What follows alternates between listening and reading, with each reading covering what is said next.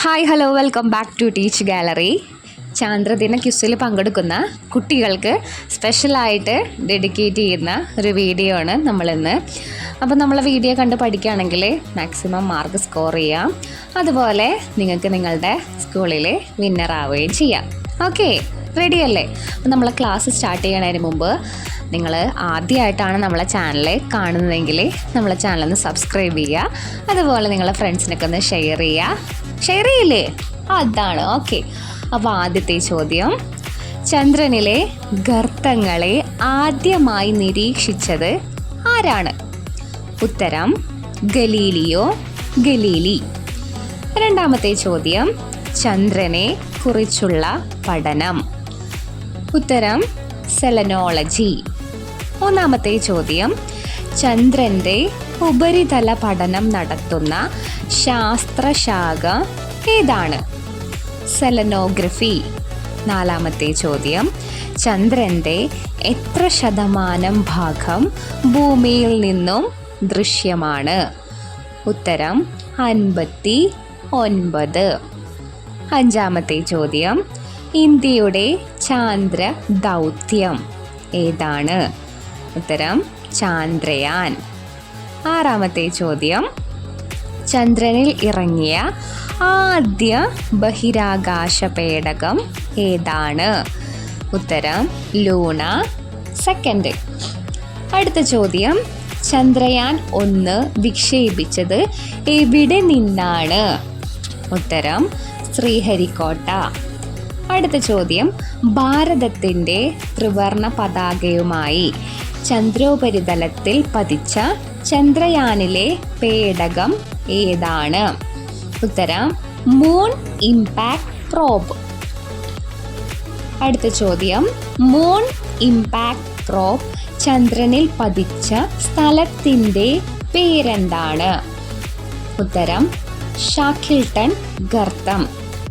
അടുത്ത ചോദ്യം, ബഹിരാകാശത്ത് മാരത്തൺ നടത്തിയ ആദ്യ വ്യക്തി ആരാണ്?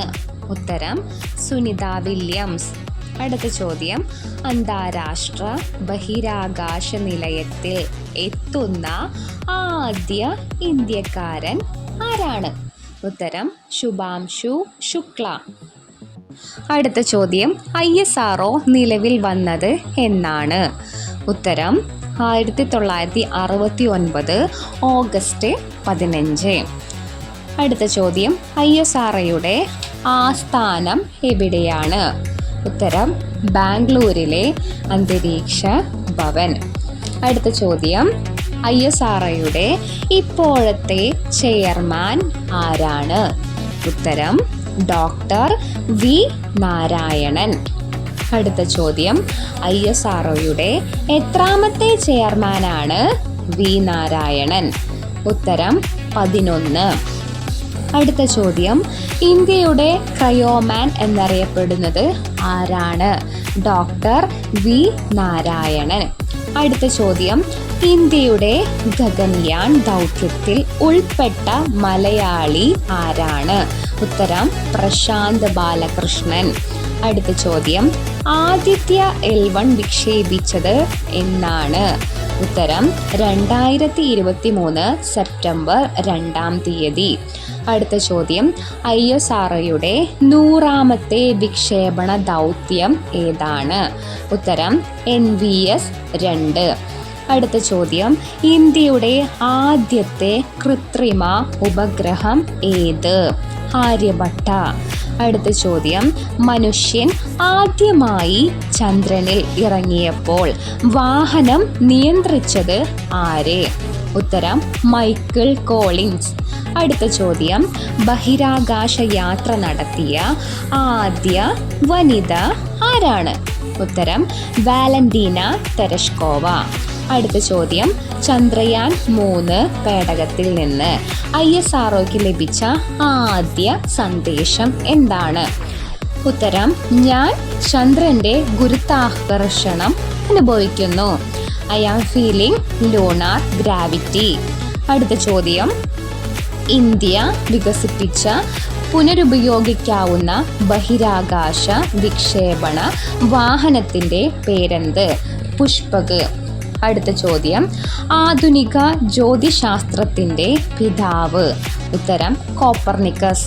അടുത്ത ചോദ്യം, ആദ്യമായി ചന്ദ്രോപരിതലത്തിൽ ഇറങ്ങിയ സ്വകാര്യ പേടകമേത്?